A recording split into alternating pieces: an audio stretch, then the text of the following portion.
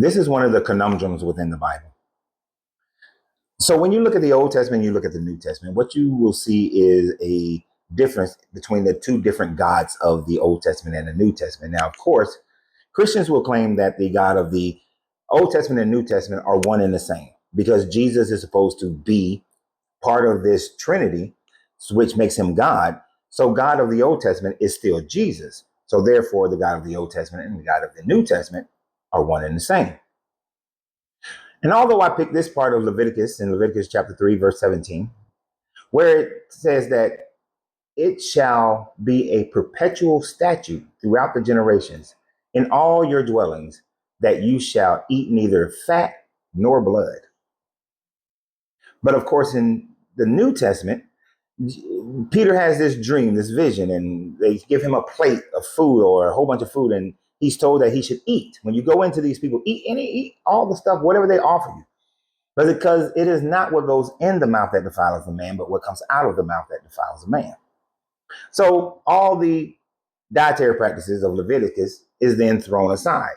And this is why Christians eat pork chops and pork loins, and they eat their raw steaks. Ugh.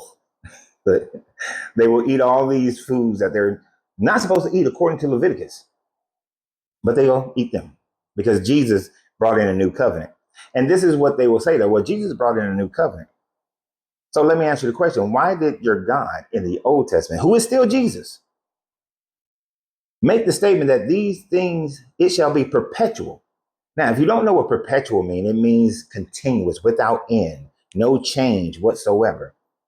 But if God is omniscient, if God knows the plan, if he knows that when he was dealing with Moses, supposedly, that there will come a time frame when Moses is no longer the one that you should follow, the Levitical laws is no longer what you should follow, and you're going to change, and then you're going to find Jesus, and Jesus is going to change things. If he wanted all Jews to become Christian, then should not the multiple times within the Old Testament where it says that you shall keep these commandments and these statutes and these rituals and these laws in perpetuity, should he have not used that word? If he knew that he would need the Jews to convert over, and the Jews are the chosen people, and they need to follow Jesus, Jesus is their Messiah, shouldn't he use different verbiage? Maybe saying that in the days of Moses, you will keep these laws, but when the Son of Man comes, those laws will no longer be required, or those laws will be done away with.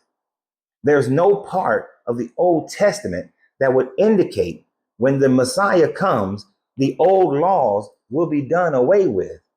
Yet Jesus does away with so many of the old laws according to Christian doctrine. Now, we know that the story of Jesus, that in his story, he says that he come to take not one tittle from the Old Testament, from the law. But yet there are statements that are attributed to him that takes away these things. A woman should be stoned if she committed adultery. Let he who without sin cast the first stone. And they all walked away, and he told the woman to sin no more.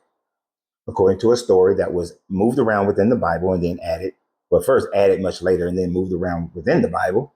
So we know that it wasn't something that was originally in whatever original manuscripts that we have never seen.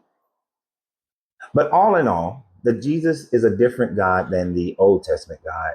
And it's these contradictions that causes people to be able to look at this information and say, no, the Christianity that people believe in today cannot be right.